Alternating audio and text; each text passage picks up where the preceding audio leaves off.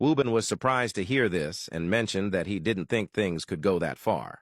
He added that Kim was clearly obsessed with Sonjin and that he should be on the lookout because, given her level of obsession, she might end up hurting someone. Sonjin stood up and assured him that he was aware of the situation and would do his best to protect both Minsu and himself. Woo-bin applauded him for finally standing up for what he loved.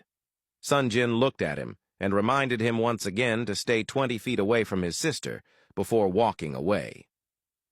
Woo-bin sat there alone, reflecting on how everything in his life was unfolding. He was back working for an organization he had vowed never to return to. He had just kissed a girl he considered his younger sister, and the woman he liked belonged to someone else.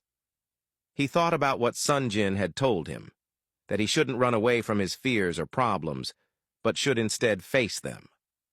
Taking out his cell phone, he dialed Minsu's number, contemplating whether to call her.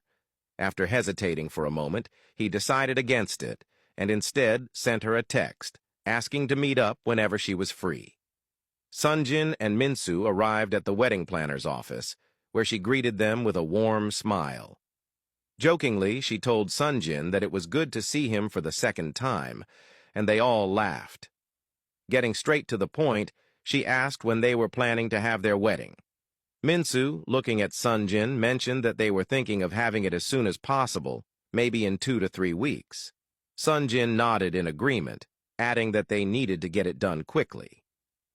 The wedding planner looked at both of them and noted that 2 to 3 weeks was not too bad, since they would still have time to plan everything. She then asked what kind of wedding they wanted. Sonjin smiled, looked at Minsu, and stated that he was fine with whatever she was comfortable with. Minsu smiled and said she didn't want a large wedding, preferring an intimate ceremony with mostly family in attendance.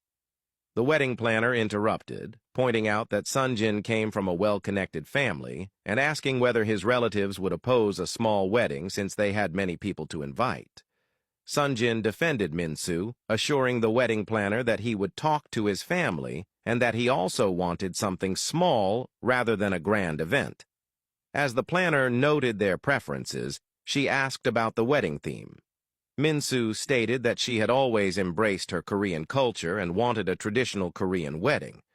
Sonjin smiled, held her hand, and agreed that it was a great idea. He suggested having both a traditional and a white wedding. The planner wrote this down and praised Sonjin for being more involved this time compared to before. She also admired him for standing up for what he loved, glancing at Minsu as she spoke. That night, Kim arrived home and found her stepmother and stepsister sitting together in the living room. As she passed by without acknowledging them, they laughed. She proceeded to her room and began packing her belongings. Her father had told her to move out, claiming she had failed him and brought shame to the family. They had confiscated her credit cards and seized her accounts. As she packed, she couldn't stop thinking about the one person who had caused her life to unravel, Minsu. She vowed to make Minsu and everyone else who had ruined her life pay.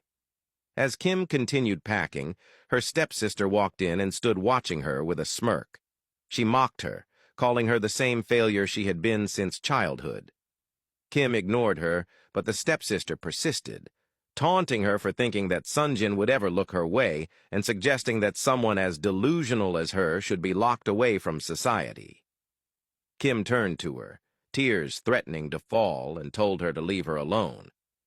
She pointed out that her stepsister had everything, her father's and mother's love, yet still chose to torment her despite having it all. With that, she picked up her bag and walked out, leaving her stepsister standing there.